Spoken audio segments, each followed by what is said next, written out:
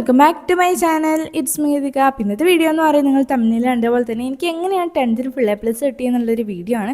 അപ്പോൾ നിങ്ങൾ 10th പഠിക്കുന്ന സ്റ്റുഡൻസ് ആണ് ഈ വീഡിയോ ആണെങ്കിൽ എന്തായാലും യൂസ്ഫുൾ ആവും. അപ്പോൾ ഞാൻ ഈ വീഡിയോയിൽ പറയുന്നത് ഞാൻ 10th ഉപയോഗിച്ച കുറച്ച് സ്റ്റഡി ടിപ്സ് ആൻഡ് ട്രിക്സും പിന്നെ കുറച്ച് സ്റ്റഡി മെത്തേഡ്സും ആണ്. അത് കഴിഞ്ഞിട്ട് ഞാൻ ഓരോ സബ്ജക്റ്റ് സെപ്പറേറ്റ്ലി എങ്ങനെ പഠിച്ചതെന്നും പറയുന്നുണ്ട്. സോ നിങ്ങൾ വീഡിയോ അവസാനം വരെ കാണാൻ വേണ്ടി ശ്രമിക്കുക. പിന്നെ നമുക്ക് സമയം കളയാണ്ട് നേരെ വീഡിയോയിലോട്ട് കിടക്കാം. ഞാൻ പറയുന്ന കാര്യങ്ങൾ ഭയങ്കര സിമ്പിളൊക്കെ ആയിരിക്കും, പക്ഷേ ഭയങ്കര യൂസ്ഫുള്ളും എഫക്റ്റീവ് ആയിരിക്കും. അപ്പോൾ ആദ്യത്തെ കാര്യം എന്ന് പറയുന്നത് ടു ഡു ലിസ്റ്റ് എഴുതി വെക്കുക എന്നുള്ളതാണ്. കേൾക്കുമ്പോൾ ഭയങ്കര സിമ്പിളാണെങ്കിലും നമുക്ക് ഒരു ദിവസം ലേസി ആവാണ്ടെങ്കിൽ അല്ലെങ്കിൽ ടൈം വേസ്റ്റ് ആവാണ്ട് ഒരു പ്രൊഡക്റ്റീവായിട്ടുള്ള ഒരു ദിവസം ആക്കണമെങ്കിൽ ടു ഡു ലിസ്റ്റ് എഴുതി വെച്ചാൽ ഭയങ്കര ഗുണം ചെയ്യും. അപ്പോൾ എനിക്ക് യൂസ്ഫുൾ ആയിട്ടുള്ള കാര്യമാണ്. അപ്പോൾ രാവിലെ ആയിട്ട് നമുക്ക് ഇന്ന് എന്തൊക്കെയാണ് ചെയ്യേണ്ടതെന്നുള്ളൊരു ടു ഡു ലിസ്റ്റ് പോലെ പേപ്പറിലോ ബുക്കിലോ അല്ലെങ്കിൽ ഒരു സ്റ്റിക്കി നോട്ടിലൊക്കെ എഴുതി വെച്ച് കാണുന്ന സ്ഥലത്ത് ഒട്ടിച്ച് വെച്ചാൽ നമുക്ക് ഭയങ്കര യൂസ്ഫുൾ ആവും. അപ്പോൾ ഓരോ കാര്യങ്ങൾ ചെയ്ത് കഴിഞ്ഞാൽ ടിക്ക് ഇട്ട് വെക്കുക അല്ലെങ്കിൽ വെട്ടി കൊടുക്കുക കഴിഞ്ഞാൽ ഒരു സാറ്റിസ്ഫാക്ഷൻ ആയിരിക്കും, ഭയങ്കര യൂസ്ഫുൾ ആയിരിക്കും, പ്രൊഡക്റ്റീവ് ആയിരിക്കും. അപ്പോൾ നിങ്ങൾ ചെയ്ത് നോക്കാത്തവരാണെങ്കിൽ ടു ഡു ലിസ്റ്റ് എഴുതി വെക്കുക. ഇപ്പം നമ്മൾ ടു ഡു ലിസ്റ്റൊക്കെ എഴുതി വെച്ച് പഠിക്കാൻ വേണ്ടി റെഡി ആയി, പക്ഷേ ഡിസ്ട്രാക്ഷൻസ് ഉണ്ടെങ്കിൽ അതൊന്നും നടക്കില്ല. അപ്പോൾ സെക്കൻഡ് തിങ് എന്ന് പറയുന്നത് അവോയ്ഡ് ഡിസ്ട്രാക്ഷൻസ് എന്നുള്ളതാണ്. അപ്പോൾ ഏറ്റവും കൂടുതൽ ആൾക്കാർക്കും ഒഴിവാക്കാൻ പറ്റുന്ന ഒരു കാര്യമായിരിക്കും ഇൻസ്റ്റഗ്രാം. അപ്പോൾ നിങ്ങൾക്ക് പറ്റുവാണെങ്കിൽ ഫോൺ ചെയ്തത് അൺഇൻസ്റ്റാൾ ചെയ്ത് കളയുക. അല്ലാത്തവർക്കാണെങ്കിൽ ഫോൺ മാക്സിമം മാറ്റി വെക്കുക. ഇപ്പോൾ നമ്മൾ പഠിക്കുന്നത് സ്റ്റഡി ടേബിളിൽ ഇരുന്നാണെങ്കിൽ ഫോൺ കുറച്ച് ദൂരെ കൊണ്ടുവെക്കുക, അല്ലെങ്കിൽ ഒരു വേറെ റൂമിൽ കൊണ്ടുവെക്കുക. അപ്പോൾ നമുക്ക് ഫോൺ നോക്കാൻ വേണ്ടി തോന്നുമ്പോഴത്തേക്കും കുറച്ച് ദൂരെ പോകണമല്ലോ, അതുകൊണ്ട് നമ്മൾ അതങ്ങ് വിട്ട് കളയും. അല്ലെങ്കിൽ ഫോൺ നോക്കാൻ തോന്നുമ്പോഴത്തേക്കും ഈ ഒരു ടോപ്പിക്ക് പഠിച്ച് കഴിഞ്ഞിട്ട് ഫോൺ നോക്കാമെന്ന് വിചാരിക്കുമ്പോഴത്തേക്കും നമ്മൾ ആ ഒരു ടോപ്പിക്ക് പഠിച്ച് കഴിയുമ്പോഴത്തേക്കും ഫോണിനെ കുറിച്ച് മറന്നു പോയിട്ടുണ്ടാവും. അപ്പോൾ അങ്ങനെ എന്തെങ്കിലും ചെയ്യുക, അല്ലെങ്കിൽ ഫോൺ സ്വിച്ച് ഓഫ് ആക്കി വെക്കുക. അങ്ങനെ മാക്സിമം ഡിസ്ട്രാക്ഷൻസ് ഒഴിവാക്കുക. പിന്നെന്ന് പറയുന്നത് യൂട്യൂബാണ്. യൂട്യൂബ് നമുക്ക് അങ്ങനെ ഡിലീറ്റ് ആക്കാൻ പറ്റത്തില്ല. യൂട്യൂബിൽ നിന്ന് ക്ലാസ് കാണുന്നവരുണ്ട്. അപ്പോൾ നമ്മൾ യൂട്യൂബ് തുറക്കുന്നത് ക്ലാസ് കാണാനാണെങ്കിലും ഷോർട്സ് ക്ലിക്ക് ചെയ്ത് നമ്മളങ്ങനെ ഡിസ്ട്രാക്റ്റഡ് ആയി പോകും. അപ്പോൾ മാക്സിമം ഷോർട്സ് കാണാണ്ട് ഇപ്പോൾ ക്ലാസ് കാണാനാണെങ്കിൽ ക്ലാസ് കണ്ട് അങ്ങനെ കോൺസെൻട്രേറ്റ് ചെയ്ത് അങ്ങനെ ഇരിക്കുക, അല്ലെങ്കിൽ നമ്മൾ പിന്നെയും ഡിസ്ട്രാക്റ്റഡ് ആയി പോകും കഴിച്ച്. ഇപ്പോൾ നമ്മളിങ്ങനെ ആലോചിക്കുക, ഇപ്പോൾ ഈ ഒരു 3 മാസം നന്നായിട്ട് ഹാർഡ് വർക്ക് ചെയ്ത് കഴിഞ്ഞാൽ ബാക്കി 2 മാസം നമുക്ക് എത്ര വേണമെങ്കിലും ഫോൺ നോക്കാം. അപ്പോൾ ഈ ഒരു 2 മാസം 3 മാസം നന്നായിട്ട് പഠിക്കുക. എക്സാംസൊക്കെ വരികയാണെങ്കിൽ അത് കഴിഞ്ഞാൽ നമുക്ക് എത്ര വേണമെങ്കിലും ഫോൺ നോക്കുകയൊക്കെ ചെയ്യാം. സോ അങ്ങനെ അങ്ങ് വിചാരിച്ച് ഡിസ്ട്രാക്റ്റഡ് ആവാണ്ട് ഫോണ് മാക്സിമം ഒഴിവാക്കി വെച്ച് പഠിക്കുക. അപ്പോൾ അതാണ് നമ്മുടെ സെക്കൻഡ് തിങ് എന്ന് പറയുന്നത്. പിന്നെ ഞാൻ എക്സാംസിന് എപ്പോഴും ചെയ്യുന്ന കാര്യം എന്ന് പറയുന്നത് ചാപ്റ്ററിൻ്റെ വെയിറ്റേജ് അനുസരിച്ച് പഠിക്കുക എന്നുള്ളതാണ്. അപ്പോൾ ഞാൻ ഏറ്റവും കൂടുതൽ വെയിറ്റേജ് ഉള്ളത് ഫസ്റ്റ് പഠിച്ചു തീർക്കും. പിന്നെ അതിൻ്റെ താഴെയുള്ളത് അങ്ങനെ പോകുമ്പോഴത്തേക്കും അവസാനത്തെ 2-3 ചാപ്റ്റേഴ്സൊക്കെ നമുക്കിപ്പോൾ പഠിക്കാൻ ടൈം കിട്ടിയില്ല, അല്ലെങ്കിൽ എല്ലാ പോർഷൻസും കവർ ചെയ്യാൻ പറ്റിയില്ലെങ്കിലും വലിയ പ്രശ്നമില്ല. നമ്മൾ വെയിറ്റേജ് ഉള്ള ചാപ്റ്റേഴ്സൊക്കെ പഠിച്ച് തീർത്തല്ലോ. അപ്പോൾ അതിൽ നിന്നായിരിക്കും ഏറ്റവും കൂടുതൽ ചോദ്യങ്ങൾ വരിക. അപ്പോൾ നമുക്ക് ആൻസർ ചെയ്യാൻ പറ്റും. ഇപ്പോൾ വെയിറ്റേജ് കുറവുള്ള ചാപ്റ്റേഴ്സിൽ നിന്ന് ചോദ്യങ്ങൾ വരികയാണെങ്കിൽ ഓപ്ഷണൽ ക്വസ്റ്റ്യൻസ് ഒക്കെ യൂസ് ചെയ്ത് നമുക്ക് A+ലോട്ടൊക്കെ സുഖമായിട്ട് എത്താവുന്നേ ഉള്ളൂ. ഇപ്പോൾ നിങ്ങൾ ചാപ്റ്റർ വൈസ് ഓർഡറിലൊക്കെയാണ് പഠിക്കുന്നതെങ്കിൽ ഫസ്റ്റ് എല്ലാ ചാപ്റ്റേഴ്സും പഠിച്ച് അവസാനത്തെ ചാപ്റ്ററിൻ്റെ വെയിറ്റേജ് കൂടുതലുണ്ടെങ്കിൽ അവസാനത്തെ ചാപ്റ്ററൊക്കെ എത്തുമ്പോഴത്തേക്കും നമുക്ക് ടൈം കിട്ടിയില്ലെങ്കിൽ അല്ലെങ്കിൽ അത് പഠിക്കാൻ പറ്റിയില്ലെങ്കിൽ കുറേ മാർക്ക് അതിൽ നിന്ന് അങ്ങനെ പോകും. ഏറ്റവും കൂടുതൽ യൂസ്ഫുൾ ആവുന്നതെന്ന് പറയുന്നത് എക്സാമിൻ്റെ തലേദിവസമാണ്. നമുക്ക് എല്ലാ ചാപ്റ്റേഴ്സും കൂടെ എന്തായാലും പഠിക്കാൻ പറ്റില്ല. അപ്പോൾ വെയിറ്റേജ് കൂടുതലുള്ള ചാപ്റ്റേഴ്സ് പഠിച്ചിട്ട് പോവുക. അപ്പോൾ എന്തായാലും നമുക്ക് നന്നായിട്ട് സ്കോർ ചെയ്യാൻ പറ്റും. അപ്പോൾ എനിക്ക് 10th ഭയങ്കര റിസൾട്ട് ഉണ്ടാക്കിയുള്ള ഒരു കാര്യമാണിത്. അപ്പോൾ അതാണ് നമ്മളെ തേർഡ് തിങ് എന്ന് പറയുന്നത്. പിന്നെയെന്ന് പറയുന്നത് എനിക്ക് ഭയങ്കര എഫക്റ്റീവ് ആയിട്ടുള്ളൊരു കാര്യമാണ് പൊമഡോറോ മെത്തേഡ് എന്ന് പറയുന്നത്. ഞാൻ ഇത് കുറേ വീഡിയോസിൽ പറഞ്ഞിട്ടുണ്ട്. ഇത് എങ്ങനെയാണെന്ന് വെച്ചാൽ എനിക്ക് തിയറിയിലാണ് ഇത് ഏറ്റവും കൂടുതൽ യൂസ്ഫുൾ ആയിട്ടുള്ളത്. ഇപ്പോൾ തിയറിയൊക്കെ നമ്മൾ അരമണിക്കൂർ പഠിക്കേണ്ട കാര്യങ്ങളൊക്കെ നമ്മൾ 2 മണിക്കൂറൊക്കെ വെച്ചിട്ടായിരിക്കും പഠിക്കുക. പക്ഷേ ഇതെന്ന് പറയുന്നത് ഭയങ്കര എഫക്റ്റീവായിട്ട് പഠിക്കും. അതേപോലെ തന്നെ ഡിസ്ട്രാക്ഷൻസ് ഒന്നും ഇല്ലാണ്ട് പെട്ടെന്ന് പഠിച്ചെടുക്കാൻ പറ്റും. അപ്പോൾ ഇത് എങ്ങനെയാണെന്ന് വെച്ചാൽ 25 മിനിറ്റ് പഠിക്കുക, 5 മിനിറ്റ് ബ്രേക്ക് എടുക്കുക, 25 മിനിറ്റ് പഠിക്കുക, 5 മിനിറ്റ് ബ്രേക്ക് എടുക്കുക. അപ്പോൾ 25 മിനിറ്റ് പഠിക്കുമ്പോഴത്തേക്കും ഫോണിലോ ടാബിലോ എവിടെയെങ്കിലും പഠിക്കുന്നതിൻ്റെ സ്റ്റഡി ടേബിളിൻ്റെ ഇവിടെ ടൈമർ പോലെ ഓണാക്കി വെക്കുക. അല്ലെങ്കിൽ ഇപ്പോൾ ക്ലോക്കിലാണെങ്കിൽ അതിൽ 25 മിനിറ്റ് നോക്കിയിട്ട് അങ്ങനെ പഠിക്കുക. എന്നിട്ട് 5 മിനിറ്റ് ബ്രേക്ക് എടുക്കുന്ന സമയത്ത് നിങ്ങൾ ഫോണിലൊന്നും നോക്കരുത്. ഒന്നില്ലെങ്കിൽ സ്റ്റഡി ടേബിളിൽ ഇരിക്കുന്ന സ്ഥലത്തു നിന്ന് എണീറ്റ് ഒന്ന് നടക്കുക, പുറത്തൊക്കെ പോയിട്ട് വരിക, അല്ലെങ്കിൽ വെള്ളം കുടിച്ചിട്ട് വരിക, അങ്ങനെ എന്തെങ്കിലും ചെയ്യാം.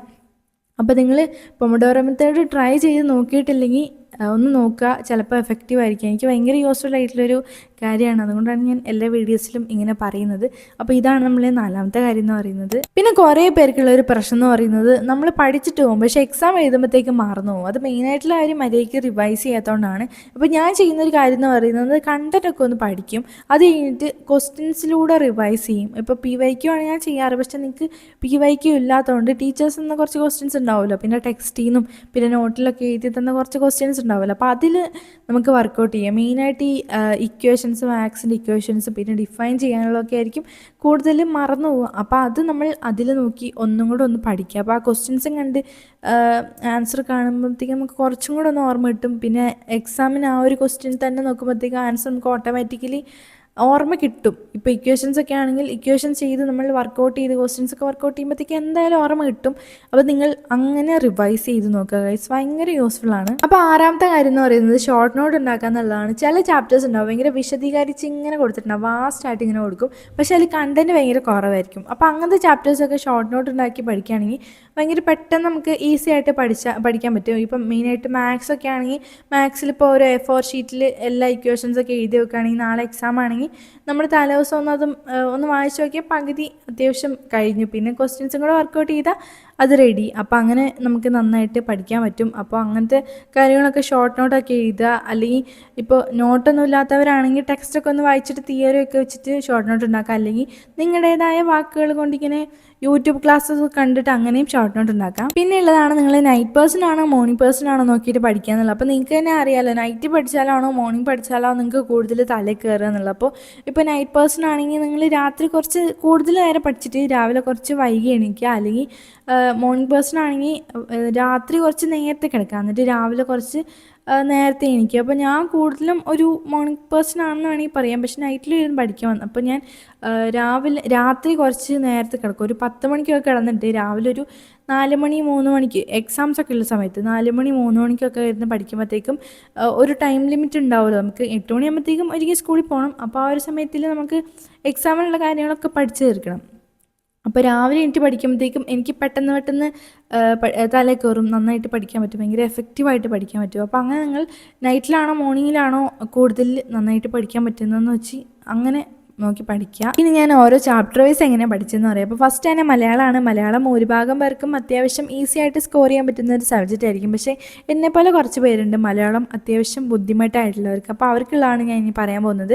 മലയാളം ഞാൻ ടെക്സ്റ്റ് ഒന്നും അങ്ങനെ മര്യാദയ്ക്ക് വായിച്ചിട്ടുണ്ടായിരുന്നില്ല. ഞാൻ ഏറ്റവും കൂടുതൽ ചെയ്തത് സൈലത്തിലത്തെ റെക്കോർഡർ ക്ലാസ് ഉണ്ടല്ലോ, ഓരോ സബ്ജക്റ്റ് വൈസ് ഉള്ളത്. അപ്പോൾ അതിൻ്റെ സമ്മറി ഒക്കെ അതിൽ പറയാം. അപ്പോൾ ഞാൻ അങ്ങനെ അതൊക്കെ ഇരുന്ന് കാണും. പിന്നെയെന്ന് പറയുമ്പോഴത്തേക്കും ഇപ്പോൾ നമ്മളൊരു എക്സാം എഴുതി കഴിഞ്ഞാൽ ടീച്ചർ 1/2 മാർക്ക് 1 മാർക്കൊക്കെ കുറയ്ക്കുന്ന മെയിൻ പോയിൻറ്റ്സ് എഴുതാത്തതുകൊണ്ട്, അപ്പോൾ അതിന് വേണ്ടി ഞാൻ ചെയ്യുന്നതെന്ന് പറയുന്നത് ഓരോ ചാപ്റ്ററിൻ്റെ ഷോർട്ട് നോട്ട് ഉണ്ടാക്കും. അതിലെന്ന് പറയുമ്പോഴത്തേക്കും ഇപ്പോൾ ഒരു കഥയാണെങ്കിൽ അതിലത്തെ മെയിൻ പോയിൻറ്റ്സ് ഞാൻ ആ ഒരു പേപ്പർ എടുത്തിട്ട് മെയിൻ പോയിൻറ്റ്സൊക്കെ ഒരു ഷോർട്ട് നോട്ട് പോലെ ഞാനൊരു പേപ്പറിൽ എഴുതി വെക്കും. ഇപ്പോൾ എനിക്ക് ഏറ്റവും കൂടുതൽ യൂസ്ഫുൾ ആവുന്നതെന്ന് പറയുന്നത് പോയംസിലാണ്. അതിൽ നമ്മൾ ഇങ്ങനെ ഒരർത്ഥമൊക്കെ തന്നിട്ട് അത് വിശദീകരിക്കാനൊക്കെ പറയുമല്ലോ. അപ്പോൾ അതിൽ എന്ന് പറയുന്നത് പോയംസിൽ ഞാനൊരു പേപ്പറിൽ ഇങ്ങനെ ആ ഒരു മെയിനായിട്ടുള്ള ഒരു വാക്കും എഴുതും, അതിൻ്റെ അർത്ഥം എൻ്റേതായ രീതിയിൽ ഞാൻ യൂട്യൂബിലൊക്കെ ക്ലാസ് കണ്ടിട്ടുള്ളത് അങ്ങനെ എഴുതി വെക്കും. അപ്പോൾ അത് നമ്മൾ എക്സാമിൻ്റെ തലേദിവസമൊക്കെ ഇരുന്ന് വായിക്കുമ്പോഴത്തേക്കും മലയാളം എനിക്ക് അത്യാവശ്യം അങ്ങനെ ചെയ്യുമ്പോഴത്തേക്കും അത്യാവശ്യം സ്കോർ ചെയ്യാൻ പറ്റിയിട്ടുണ്ടായിരുന്നു. പിന്നെന്ന് പറയുന്നത് ഇംഗ്ലീഷാണ്. ഇംഗ്ലീഷ് എന്ന് പറയുമ്പോഴത്തേക്ക് എഴുതുന്ന കാര്യത്തിൽ എനിക്ക് അത്യാവശ്യം കുഴപ്പമുണ്ടായിരുന്നില്ല. ഞാൻ ഏറ്റവും കൂടുതൽ യൂസ് ചെയ്തത് A+ സ്കോർ എന്ന് പറഞ്ഞിട്ടുള്ള ഒരു ഗൈഡായിരുന്നു.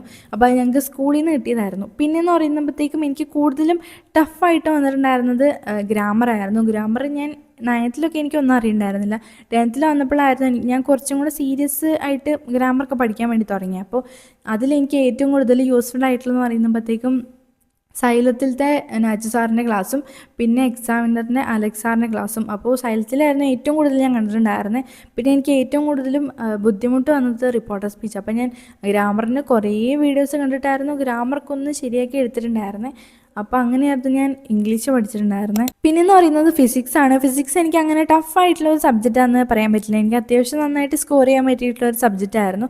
അപ്പോൾ അതിൽ ഞാൻ ചെയ്യുന്നതെന്ന് പറയുന്നത് എല്ലാ ചാപ്റ്റേഴ്സിൻ്റെയും ഷോർട്ട് നോട്ട് ക്രിയേറ്റ് ചെയ്ത് വെക്കും. അപ്പോൾ അതിന് സെപ്പറേറ്റ്ലി എനിക്കൊരു ചെറിയൊരു നോട്ട്ബുക്ക് ഉണ്ടായിരുന്നു. അപ്പോൾ ഞാൻ എല്ലാ ചാപ്റ്റേഴ്സിൻ്റെയും ഷോർട്ട് നോട്ട് ഉണ്ടാക്കി വെച്ചിട്ടുണ്ടായിരുന്നു. അപ്പോൾ ഞാൻ ചെയ്യുന്നതെന്ന് പറയുന്നത് എക്സാമിനറിന് അലക്സ് സാറിൻ്റെ ഒരു ക്ലാസ് ഉണ്ട്, എല്ലാ ചാപ്റ്റേഴ്സിൻ്റെയും ഷോർട്ട് നോട്ടിൻ്റെ റെക്കോർഡഡ് വീഡിയോസ്. അപ്പോൾ അതിൽ കണ്ടിട്ട് ഞാൻ ഈ നോട്ട്ബുക്കിലോട്ട് എഴുതി വെക്കും. അതിൽ നിന്ന് പറയുമ്പോഴത്തേക്കും തിയറിയും ഇക്വേഷൻസും ഒക്കെ ഉണ്ട്.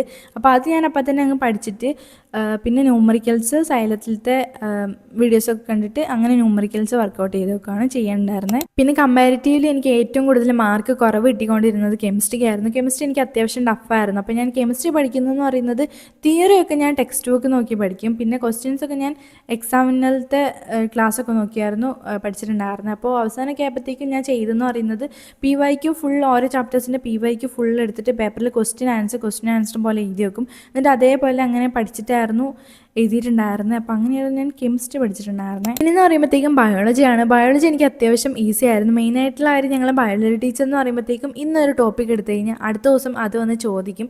അത് പറഞ്ഞില്ലെങ്കിൽ നല്ല അടി കിട്ടും. സോ ഞങ്ങൾ അന്ന് പഠിപ്പിച്ച കാര്യങ്ങൾ തന്നെ അന്ന് പഠിച്ചിട്ട് പോയില്ലെങ്കിൽ അടി കിട്ടുന്നതുകൊണ്ട് അങ്ങനെ പഠിച്ചിട്ട് പോകും. ആ ഒരു സബ്ജക്റ്റ് മാത്രമായിരുന്നു അങ്ങനെ പഠിപ്പിച്ച അന്ന് തന്നെ പഠിച്ചിട്ട് പോയിട്ടുണ്ടായിരുന്നു. സോ അതങ്ങനെ ഒരു ഫ്ലോയിൽ അങ്ങനെ പോവും. പിന്നെ ഒരു ചാപ്റ്റർ കഴിഞ്ഞ് കഴിഞ്ഞാൽ ഒരു ടെസ്റ്റും ഉണ്ട്. സോ അങ്ങനെ പഠിച്ചിട്ട് പോകും. പിന്നെ ഏതെങ്കിലും ചാപ്റ്റർ ലാസ്റ്റ് പെൻഡിങ് ഉണ്ടെങ്കിൽ ഞാൻ അത് ഒരു ചാപ്റ്റർ ഒരു 4 ഡിവൈഡ് ചെയ്തിട്ട് പൊമഡോറോ മെത്തേഡ് വെച്ചിട്ട് പഠിക്കും. അങ്ങനെ ഒരു മീഡിയം ചാപ്റ്റർ ആണെങ്കിൽ ഒരു 2 മണിക്കൂറൊക്കെ വെച്ചിട്ട് എനിക്ക് അങ്ങനെ പഠിച്ചിട്ട് അങ്ങനെ തീർക്കും ഞാൻ. അങ്ങനെയായിരുന്നു ഞാൻ ബയോളജി പഠിച്ചിട്ടുണ്ടായിരുന്നത്. പിന്നെയെന്ന് പറയുന്നത് ഹിന്ദിയാണ്. ഹിന്ദി എനിക്ക് അത്യാവശ്യം ബുദ്ധിമുട്ടുള്ള ഒരു സബ്ജക്റ്റ് ആയിരുന്നു. ഞാൻ എങ്ങനെ പഠിച്ചതെന്ന് വെച്ചാൽ ഏറ്റവും ഇമ്പോർട്ടൻ്റ് ആയിട്ടുള്ള ക്വസ്റ്റ്യൻസ് മാത്രം കാണാപ്പാഠം പഠിച്ചിട്ടായിരുന്നു ഇപ്പോൾ എഴുതിയിട്ടുണ്ടായിരുന്നു. ലാംഗ്വേജ് അത്യാവശ്യം ഉള്ളവർക്ക് അത്യാവശ്യം ഈസി ആയിട്ട് സ്കോർ ചെയ്യാൻ പറ്റുന്ന ഒരു സബ്ജക്റ്റാണ്. പിന്നെ ഹിന്ദി ടഫായിട്ടുള്ളവർക്കാണെങ്കിലും കുറച്ച് പഠിച്ച് തന്നെ അത്യാവശ്യം സ്കോർ ചെയ്യാൻ പറ്റുന്ന ഒരു സബ്ജക്റ്റാണ്. അപ്പോൾ ഞാൻ ഹിന്ദി അങ്ങനെയായിരുന്നു പഠിച്ചിട്ടുണ്ടായിരുന്നത്. പിന്നെയെന്ന് പറയുന്നത് സോഷ്യലാണ്. സോഷ്യൽ എനിക്ക് അത്യാവശ്യം ബുദ്ധിമുട്ടുള്ള ഒരു സബ്ജക്റ്റ് ആയിരുന്നു. പക്ഷേ എനിക്ക് ഏറ്റവും കൂടുതൽ മാർക്ക് സാധാരണ കിട്ടാറുള്ളതും സോഷ്യലായിരുന്നു. എന്ന് വെച്ചാൽ എനിക്ക് ടഫ് ആയതുകൊണ്ട് തന്നെ ഞാൻ കൂടുതൽ എഫേർട്ട് ഇട്ട് പഠിക്കേണ്ടായിരുന്നു. പിന്നെ കൂടുതൽ ടൈം അതിന് മാറ്റി വെച്ച് അങ്ങനെ പഠിക്കേണ്ടായിരുന്നു. അപ്പോൾ ഞാൻ എങ്ങനെ പഠിച്ചതെന്ന് വെച്ചാൽ ഞാൻ ഫുൾ ബൈ ഹാർട്ടായിട്ട് പഠിച്ചു വെക്കും. എന്നിട്ട് എക്സാംസിൽ അതേപോലെ എഴുതി വെക്കും. പിന്നെ ഞാൻ നോട്ട് എഴുതാറുണ്ടായിരുന്നു. ഇപ്പോൾ ഒരു ചാപ്റ്ററിൽ നിന്ന് ഒരു 40-30 ക്വസ്റ്റ്യൻസ് ഒക്കെ ഉണ്ടാവും. അപ്പോൾ ക്വസ്റ്റ്യൻ ആൻസർ പോലെ എഴുതി വെക്കുമ്പോൾ അതിലത്തെ ഏതെങ്കിലും ക്വസ്റ്റ്യൻസ് പോലെ ആയിരിക്കും എക്സാംസിലും വരും. അപ്പോൾ അതിൻ്റെ ആൻസർ അതേപോലെ പഠിക്കുവാണെങ്കിൽ അതേപോലെ അങ്ങ് കോപ്പി ചെയ്ത പോലെ നമുക്കത് കാണപ്പാഠം പഠിച്ചാൽ അതേപോലെ അങ്ങ് എഴുതി വെക്കാൻ പറ്റും. അപ്പോൾ അങ്ങനെ ഞാൻ കാണപ്പാഠം പഠിച്ചായിരുന്നു ഫുൾ എഴുതി വെച്ചിട്ടുണ്ടായിരുന്നു. അപ്പോൾ നിങ്ങൾക്ക് അങ്ങനെ പറ്റുവാണെങ്കിൽ ഫുൾ ബൈ ഹാർട്ട് അങ്ങനെ പഠിക്കുക. ഞാൻ മനസ്സിലായില്ല അങ്ങനെയൊന്നുമല്ല, ഞാൻ ഫുൾ ബൈ ഹാർട്ടായിട്ട് അങ്ങനെ പഠിച്ചിട്ടായിരുന്നു പോയിട്ടുണ്ടായിരുന്നത്. അങ്ങനെ പഠിക്കാൻ പറ്റുവാണെങ്കിൽ പഠിക്കുക, അല്ലെങ്കിൽ നിങ്ങൾക്ക് മനസ്സിലാക്കി ക്ലാസ് കണ്ട് അങ്ങനെ മനസ്സിലാക്കി പഠിച്ച് ഉണ്ടാക്കി എഴുതുവാണെങ്കിലും അങ്ങനെ എഴുതിയാലും മാർക്ക് കിട്ടും. അപ്പോൾ അങ്ങനെയായിരുന്നു ഞാൻ സോഷ്യൽ പഠിച്ചിട്ടുണ്ടായിരുന്നത്. പിന്നെയെന്ന് പറയുന്നത് IT ആണ്. IT ഇപ്പോൾ നിങ്ങൾക്ക് മോഡൽ എക്സാം നടക്കുമെന്ന് വിചാരിക്കുന്നു. അപ്പോൾ ഞാൻ IT എങ്ങനെയാണ് പഠിച്ചതെന്ന് വെച്ചാൽ IT സ്പെസിഫിക് ആയിട്ടുള്ള ചാപ്റ്റേഴ്സിൽ നിന്ന് കൂടുതൽ തിയറി ചോദിക്കില്ല. അപ്പോൾ ഞാൻ ആ ഒരു ചാപ്റ്റേഴ്സ് മാത്രം 2-3 പ്രാവശ്യം വായിക്കും. പിന്നെ ബാക്കി പ്രാക്ടിക്കലൊക്കെ സൈലത്തിലത്തെയും എക്സാമിനറിൻ്റെയും ക്ലാസ് കണ്ടിട്ടായിരുന്നു പഠിച്ചിട്ടുണ്ടായിരുന്നത്. പിന്നെ പബ്ലിക് എക്സാമിനൊക്കെ തലേദിവസം അതിന് മുമ്പൊക്കെ ആയിട്ട് സൈലത്തിലത്തെ ലൈവ് ഉണ്ടാവും. അപ്പോൾ നിങ്ങൾക്ക് ഉണ്ടാവും എന്ന് വിചാരിക്കുന്നു. അപ്പോൾ ആ ലൈവ് ഫുൾ കണ്ടിട്ട് അങ്ങനെ പ്രാക്ടിക്കലൊക്കെ ചെയ്യും. പിന്നെ തിയറി ഒക്കെ ആണെങ്കിലും അതിൽ ക്വസ്റ്റ്യൻസ് ഒക്കെ പറയും. അപ്പോൾ അത് പഠിച്ചിട്ടായിരുന്നു പോയിട്ടുണ്ടായിരുന്നത്. പിന്നെ ടെക്സ്റ്റ് ബുക്ക് എന്തായാലും വായിക്കണം. അപ്പോൾ അങ്ങനെയായിരുന്നു ഞാൻ IT പഠിച്ചിട്ടുണ്ടായിരുന്നത്. പിന്നെ കുറേ പേരുടെ സ്കൂളിൽ സ്റ്റഡി ക്യാമ്പ് തുടങ്ങിയിട്ടുണ്ട് വിചാരിക്കുന്നു. കുറേ പേരുടെ സ്കൂളിൽ തുടങ്ങിയിട്ടുണ്ടാവില്ല. അപ്പോൾ ഈ ഒരു ക്യാമ്പിൻ്റെ ടൈമിൽ ടീച്ചേഴ്സ് ഓരോ ദിവസം ഓരോ കാര്യങ്ങൾ പഠിച്ചുകൊണ്ട് വരാൻ പറയുന്നുണ്ടാവും. അപ്പോൾ ആ ഒരു സമയത്ത് നിങ്ങൾ മര്യാദയ്ക്ക് ഇരുന്ന് പഠിക്കുക. ഇപ്പോൾ ഇനി ഒട്ടും പഠിക്കാത്ത ആൾക്കാരാണെങ്കിൽ ഈ ഒരു ക്യാമ്പിൽ നന്നായിട്ട് ഇരുന്ന് പഠിച്ചു കഴിഞ്ഞാൽ നിങ്ങൾക്ക് നന്നായിട്ട് മാർക്ക് സ്കോർ ചെയ്യാൻ പറ്റുന്നുള്ളൂ. അപ്പോൾ ഇതാണ് നമ്മളെ ഫൈനൽ അവസരം എന്ന് പറയുന്നത്. അപ്പോൾ ഈ ഒരു സമയത്ത് നന്നായിട്ട് ഇരുന്ന് പഠിക്കുക. അപ്പോൾ ഒരു മാസം കൂടെ കഴിഞ്ഞ് നമ്മുടെ മോഡൽ എക്സാമാണ്. അത് കഴിഞ്ഞ് പബ്ലിക് എക്സാമാണ്. അപ്പോൾ ഈ ഒരു മോഡൽ എക്സാമിന് നമുക്ക് പബ്ലിക് എക്സാമിൻ്റെ ആ ഒരു സീരിയസ്നെസ് തന്നെ പ്രിപ്പയർ ചെയ്യാം. അങ്ങനെയാണ് നമുക്ക് നന്നായിട്ട് സ്കോർ ചെയ്യാൻ പറ്റും. അപ്പോൾ മോഡൽ എക്സാമിന് എനിക്ക് അത്യാവശ്യം കുഴപ്പമില്ലാത്ത മാർക്ക് ഉണ്ടായിരുന്നു. അപ്പോൾ അതിൻ്റെ വീഡിയോയും ഞാൻ യൂട്യൂബിൽ ഇട്ടിട്ടുണ്ട്. അപ്പോൾ മോഡൽ എക്സാമിന് നല്ല മാർക്ക് കിട്ടുമ്പോഴത്തേക്കും നമുക്ക് അത്യാവശ്യം കുറച്ചും കൂടെ ഒരു കോൺഫിഡൻസ് കിട്ടും. ഇനി 10th പബ്ലിക് എക്സാമിനും കൂടെ നന്നായിട്ട് മാർക്ക് വാങ്ങാൻ പറ്റുന്നുള്ളൊരു ഉണ്ടാവും. അപ്പോൾ നിങ്ങൾ മോഡൽ എക്സാമിന് നല്ല സീരിയസ്നെസ്സോടെ തന്നെ പ്രിപ്പയർ ചെയ്യുക. അപ്പോൾ അതാണ് എനിക്ക് പറയാനുള്ളൂ. അപ്പോൾ ഇങ്ങനെയാണ് ഞാൻ ഓരോ സബ്ജക്റ്റ് വൈസ് പഠിച്ചിട്ടുണ്ടായിരുന്നത്. പിന്നെ ഞാൻ ഈ വീഡിയോയിൽ പറഞ്ഞിട്ടുള്ള കുറച്ച് സ്റ്റഡി ടിപ്സും സ്റ്റഡി മെത്തേഡ്സൊക്കെ നിങ്ങൾ ട്രൈ ചെയ്ത് നോക്കുക. എന്നിട്ട് യൂസ്ഫുൾ ആയിട്ടുണ്ടെങ്കിൽ താഴെ കമൻറ്റ് ചെയ്യുക. അതേപോലെ തന്നെ ഞാൻ ഓരോ സബ്ജക്റ്റ് സെപ്പറേറ്റ്ലി സ്റ്റഡി ടിപ്സിൻ്റെ വീഡിയോസൊക്കെ ചാനലിൽ ഇട്ടിട്ടുണ്ട്. അതേപോലെ തന്നെ 10th ഓണം എക്സാമിൻ്റെ, ക്രിസ്മസ് എക്സാമിൻ്റെ, മോഡൽ എക്സാമിൻ്റെ, അതേപോലെ തന്നെ SSLCൻ്റെ റിസൾട്ടിൻ്റെ വീഡിയോയും മാർക്കിൻ്റെ വീഡിയോസൊക്കെ ഞാൻ ചാനലിൽ ഇട്ടിട്ടുണ്ട്. അപ്പോൾ ചെക്ക് ചെയ്ത് നോക്കിയാൽ നിങ്ങൾക്ക് കാണാവുന്നതാണ്. അപ്പോൾ നിങ്ങൾക്ക് ഈ ഒരു വീഡിയോ യൂസ്ഫുൾ ആയെന്ന് വിചാരിക്കുന്നു. പിന്നെ നിങ്ങൾ നന്നായിട്ട് ഇരുന്ന് പഠിക്കുക. അതേപോലെ തന്നെ എല്ലാവർക്കും ഫുൾ A+ കിട്ടട്ടെ എന്ന് വിചാരിക്കുന്നു. എല്ലാവർക്കും ഓൾ ദി ബെസ്റ്റ്. അപ്പോൾ നിങ്ങൾക്ക് ഈ ഒരു വീഡിയോ യൂസ്ഫുൾ ആയെന്ന് വിചാരിക്കുന്നു. അപ്പോൾ അടുത്തുള്ള കാണുന്നവരിക്കും ബൈ.